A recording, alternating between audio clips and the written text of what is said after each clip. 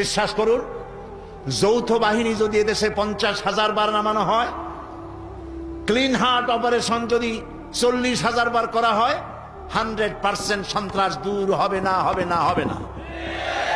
সন্ত্রাস দূর করার জন্য কোরআনের আইনের কোনো বিকল্প নাই। সন্ত্রাসী যে দলের হোক ধরো আর হত্যা করো।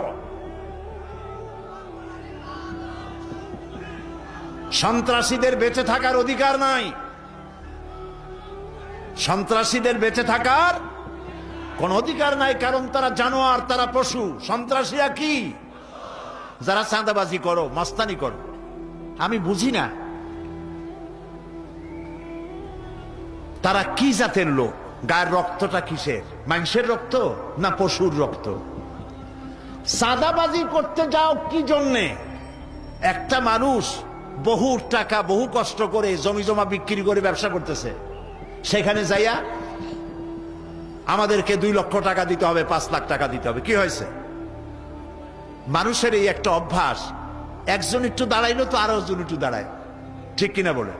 আপনি দেখেন যাওয়ার সময় রাস্তায় আপনি স্যাপ ফেলাইয়া দাঁড়ায় থাকবেন, আরো 2 জন এসে দেখবে যে ফেলাই লুকি, এরপরে আরো 3 জন, আরো 10 জন, আরো 50 জন ফালাইছে, কিন্তু স্যাপ দাঁড়াই গেছে 100। এই অভ্যাস ভালো না, এটা বাচ্চাদের মানায়, যারা বয়স্ক তাদের জন্য মানায় না, ঠিক কিনা বলেন? আমি তো মনে করি মাহফিলের আশেপাশে যদি বোমাও পড়ে, এই মাহফিল থেকে একটি মানুষও নড়বে না, কারণ যারা এসে তারা জিহাদ করার প্রস্তুতি নিয়ে এসেছে।